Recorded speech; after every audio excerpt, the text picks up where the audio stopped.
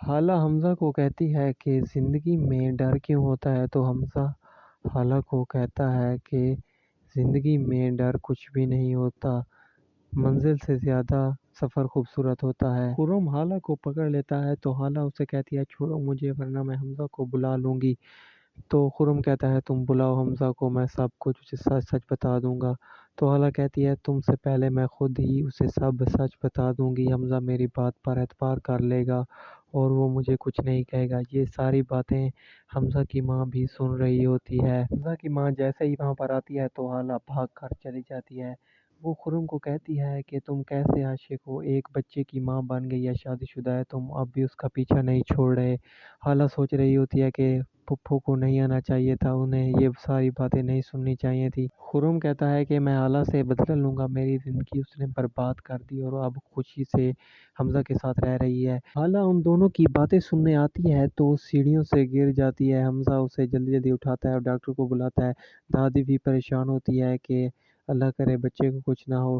Doctor آ کر بتاتی ہے کہ کوئی ٹینشن والی بات نہیں، بس تھوڑا سا پین ہو رہا ہے، میں نے انجیکشن دے دیا ہے، کچھ ہی دیر میں ٹھیک ہو جائے گی۔ حمزہ دادی کو کہتا ہے آپ تھوڑی دیر حالہ کے ساتھ جا کر بیٹھ جائیں، تو دادی کہتی ہے میں شکرانے کے نفل ادا کروں گی تو پھر جاؤں گی، لیکن حمزہ کی ماں چلی جاتی ہے اور حالہ کو کہتی ہے میں دعا کر رہی تھی کہ تم مرو نہ، اگر تم مر جاتی تو میرا بیٹا تمہارے پیچھے دیوانہ ہو جاتا، تمہاری قبر پہ جاتا، میں چاہتی ہوں تم ایسے مرو کہ تم اسے یاد بھی آؤ تو وہ تم پر تھوکے۔ حمزہ حالہ کو آ کر کہتا ہے کہ تم کیا کر رہی ہو آج کل، اپنا خیال کیوں نہیں رکھ رہی۔ رومی کو اس کی ماں کہتی ہے کہ تمہیں شاپنگ پر جانا تھا، تمہاری کسی سہیلی کی منگنی تھی تو چلیں۔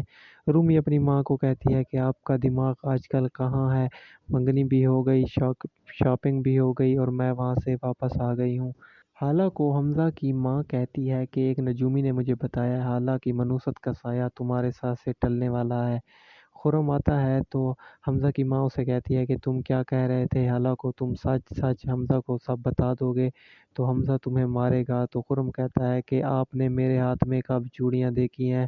تو حمزہ کی ماں کہتی ہے تم حالہ تک ہی رہو، میرے بیٹے تک آنے کی جرات مت کرنا۔ حالہ ان دونوں کو دوبارہ دیکھ لیتی ہے تو حمزہ کی ماں حالہ کو دیکھ کر کہتی ہے کہ آج تم نے خرم کو کیسے بلا لیا، آج تو حمزہ بھی گھر پر ہے۔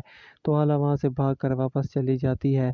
حالہ حمزہ کو آ کر کہتی ہے کہ میں آپ کے ساتھ ڈنر پر نہیں جا رہی، تو حمزہ کو غصہ آتا ہے اور کہتا ہے ابھی تو ہم چل رہے تھے، پھر اچانک تمہیں کیا ہو گیا، تمہیں کیا ہے، ایک دم ٹھیک ہوتی ہو اور ایک دم رونے لگ جاتی ہو، اگر کوئی مسئلہ ہے تو مجھے بتاؤ۔ لیکن حالہ اسے کچھ نہیں بتاتی، حمزہ ناراض ہو جاتا ہے۔